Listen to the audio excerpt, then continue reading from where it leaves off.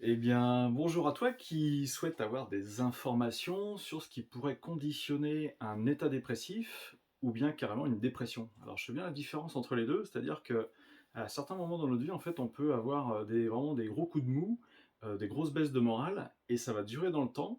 Et en fait, on ne sait pas vraiment d'où ça vient, et on peut très bien aller voir un médecin qui va nous donner des antidépresseurs, mais ça va pas vraiment arranger les choses, puisque en fait, quelque part, ce n'est pas une dépression, c'est un état dépressif, c'est ce que je qualifie comme ça.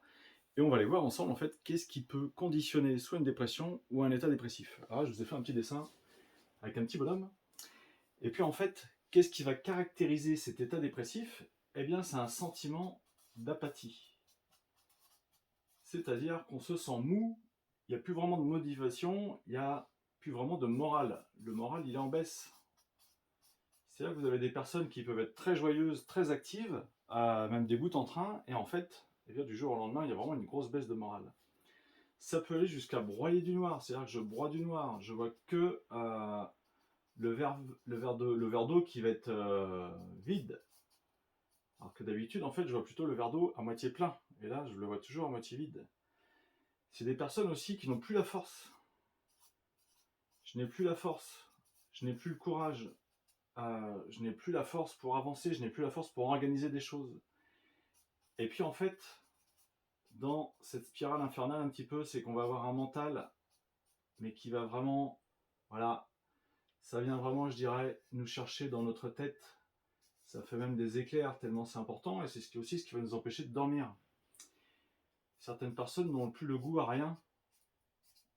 Et non, il n'y a plus grand chose qui me fait plaisir. Ou quand on fait des sorties, quand on voit des amis, ben ouais, on peut s'amuser, mais ça reste très très limité. Il y a un sentiment de dévalorisation avec je ne vaux plus rien.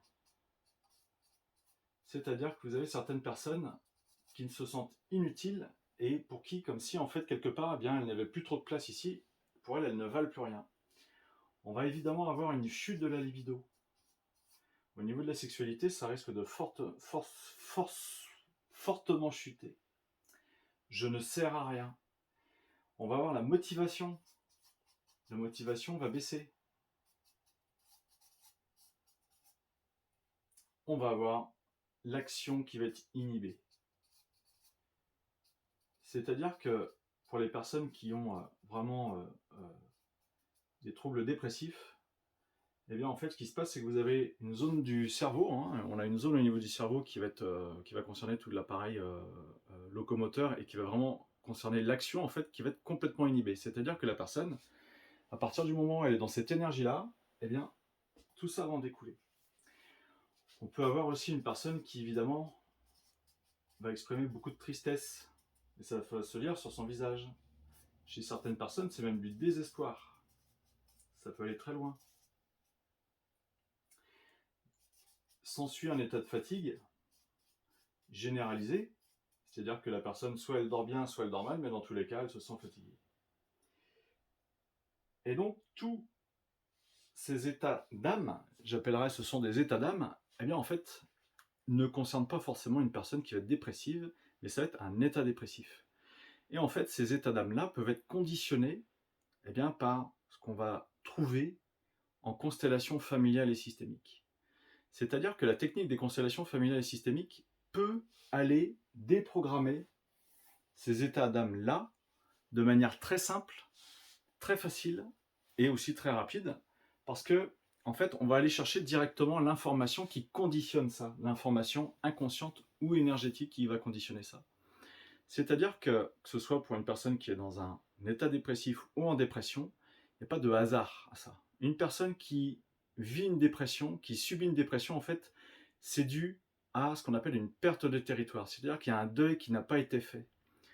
Et très souvent, c'est à l'âge adulte, mais ça peut même venir depuis l'adolescence. Vous avez des personnes qui vont me dire eh oui, moi je prends des antidépresseurs, ça fait plus de 20 ans que je prends des antidépresseurs. Et en fait, ça les maintient au niveau du moral, ça les maintient dans un certain équilibre, mais qui est assez précaire. Et donc, on va aller voir ensemble qu'est-ce qui peut conditionner eh bien, ces états émotionnels, ces états dépressifs. Alors, il y en a plusieurs, et on va voir que eh bien, c'est pas si facile que ça à imaginer, puisque vous en avez certains qui datent d'avant la naissance. C'est ce qu'on appelle en fait le progescence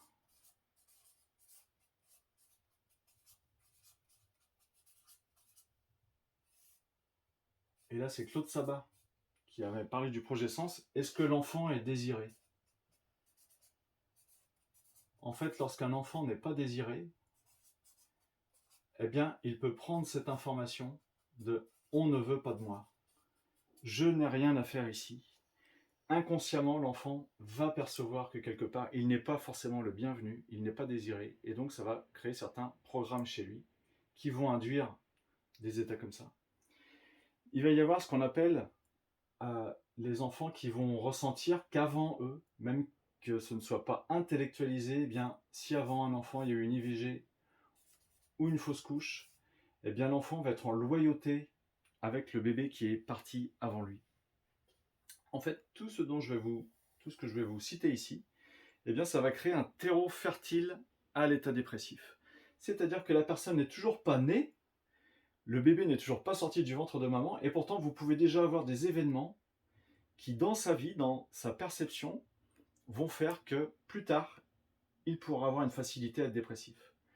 Vous avez également en fait le fait que papa et maman peuvent avoir vécu un décès avant sa conception ou pendant que bébé est dans le ventre de maman. C'est-à-dire que bébé va être vraiment en loyauté avec le ressenti de papa ou de maman. Il va faire ce qu'on appelle une vraie éponge à émotion avec les parents. Et donc imaginons que papa ou maman soit lui-même ou elle-même dans un état dépressif. Eh bien, lorsque bébé est dans le ventre de maman, peut-être que bébé pourra ressentir l'état dépressif du parent et faire éponge avec cet état dépressif. Et inconsciemment, il va se dire, eh bien en fait, je dois être comme papa ou je dois être comme maman, c'est-à-dire que c'est comme ça que l'on doit être d'une manière générale quand on est en vie. Et puis ce que vous avez, c'est que on va parler du jumeau perdu. C'est-à-dire qu'il y a à peu près 60 à 80% des personnes qui naissent, mais elles naissent seules, qui en fait avaient un jumeau avec elle à un moment donné dans le ventre de maman. Et en fait, ce jumeau, eh bien, évidemment, c'est un enfant, c'est un être qui n'est pas né, mais il y avait vraiment une fusion entre les deux êtres. Et lorsqu'il y a une fusion vraiment affective entre deux personnes et qu'il y en a un qui part, eh bien, ce qu'on peut imaginer, c'est que celui qui reste, eh bien, ça va lui créer un très grand vide affectif. Alors, ça peut aussi conditionner, évidemment, tout ce qui va être dépendance affective, mais là, je m'adresse plutôt à tout ce qui est état dépressif. Mais donc, c'est sa perte de territoire à lui, qu'il aura vécu peut-être à quelques semaines ou à quelques mois de grossesse dans le ventre de maman. Et puis ce qui se passe, c'est que vous avez des bébés, alors il n'y a pas que ceux qui sont nés en couveuse, mais vous avez aussi des enfants en fait, eh bien, qui vont vivre la naissance comme une rupture avec maman. C'est-à-dire qu'ils sont séparés de maman pendant quelques instants, et à ce moment-là, pour eux, c'est vécu comme un deuil, comme s'ils étaient séparés, comme si, sur le plan physique et affectif, eh bien, ils n'étaient plus connectés à l'amour de maman. Et là aussi, ils vont interpréter ça quelque part comme une perte de territoire et ça va conditionner peut-être plus tard un état dépressif. Un enfant, une fois qu'il est né, si jamais il vient à perdre son doudou, si jamais il vient à perdre son jouet favori, si jamais il vient à perdre une poupée, eh bien pour lui, ça peut être là aussi une perte de territoire et il peut vivre ça de manière vraiment dramatique, c'est-à-dire que pour l'enfant, il n'y a rien de pire qui pouvait arriver. Ça peut être la perte d'un animal domestique, ça peut être son poisson rouge, un petit chien, un petit chat. Eh bien en fait, l'enfant, on va prendre en considération sa tristesse, mais il n'arrivera pas à verbaliser à quel point cela vient le heurter, cela vient le toucher. Et à ce moment-là, eh bien ça pourra créer aussi un terreau, ça pourra nourrir ce terreau aux états dépressifs. Vous avez aussi ce qu'on appelle une loyauté avec un gisant, c'est-à-dire que le gisant, ça pourrait être l'enfant qui avant IVG ou fausse couche, mais ça peut être aussi quelqu'un qui est décédé en fait parallèlement au moment où il était dans le ventre de maman. Et donc ce gisant, quelque part, cette entité, ce défunt, eh bien, va venir chercher l'enfant, je dirais, dans ses émotions, et puis va venir créer quelque part un double de lui-même, et entraîner l'enfant dans son état énergétique de défunt. Et là, c'est pareil, ça va conditionner ça. Ce qui peut conditionner aussi ça chez l'enfant, la perte de territoire, c'est le changement de lieu. Voilà, ça peut être un changement d'école, ça peut être un changement de lit, ça peut être un changement de maison, un changement de chambre. Hein, l'enfant peut très bien vivre ça comme vraiment une séparation très douloureuse, une perte de territoire, et ça va conditionner aussi l'état dépressif. Il y a une autre chose aussi qu'on va retrouver en constellation familiale et systémique, c'est si l'enfant, lui, n'attend qu'une chose, c'est d'être aimé par le parent. D'être aimé par sa nourrice, par exemple, ou d'être aimé par la mamie, qui va le garder assez souvent. C'est-à-dire qu'il y a vraiment une relation d'amour entre les deux êtres qui est très importante. Et donc, si jamais l'enfant, en fait, à un moment donné, eh bien, a le sentiment qu'il ne répond pas à la demande de l'adulte, c'est-à-dire que ça peut être une petite fille qui passe beaucoup de temps chez sa grand-mère, et puis, eh bien, sa grand-mère la gronde parce qu'elle a fait quelque chose qu'elle n'aurait pas dû faire. Eh bien, l'enfant, dans sa psyché, peut très bien se dire « Mince, j'ai été méchante, j'ai mal agi, mamie ne va plus m'aimer parce que j'ai été méchante avec elle. » Et là, de nouveau, il y a une rupture, il y a une perte de territoire, mais là, c'est une perte de territoire affectif, c'est-à-dire que l'enfant a peur de ne plus être aimé par mamie si il ne répond plus aux exigences ou à la demande de mamie. Mais à cet instant-là, il n'a pas répondu à la demande de mamie. Et là, en fait, là aussi, ça peut créer une très très forte dévalorisation, une blessure très importante chez l'enfant. Et cette blessure, en fait, eh bien, ça va entraîner chez lui une dévalorisation, mais une dévalorisation de l'amour envers soi. Et lorsque l'enfant perçoit cette dévalorisation de l'amour envers soi, eh bien, en fait, ça crée tout un tas de dévalorisation, tout un tas de mésestime. Ça va vraiment faire chuter l'estime de soi, la valeur qu'on s'accorde à soi, et ça aussi, ça va conditionner en fait ces états dépressifs.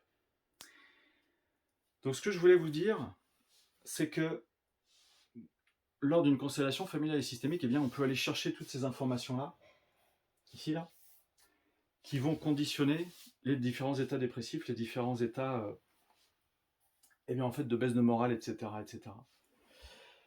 Ce qui est intéressant de retenir aussi, c'est que dans certaines blessures que l'enfant peut vivre durant son enfance, eh bien, il va y avoir ce qu'on appelle une blessure d'inexistence. Alors celle-ci, je dirais qu'elle fait quand même pas mal de ravages, parce que cette blessure d'inexistence, eh bien, ça va vraiment conditionner chez la personne des difficultés à trouver sa place. Ça va conditionner chez la personne, eh bien, peut-être des conséquences plus ou moins dramatiques, c'est-à-dire que sa vie va lui renvoyer en permanence que tu n'existes pas, tu n'existes pas, tu n'existes pas. C'est-à-dire que c'est des personnes eh bien, qui passent des fois inaperçues. Ou c'est des personnes en fait qui ont beaucoup d'accidents, qui vont faire beaucoup de chutes, qui vont se cogner.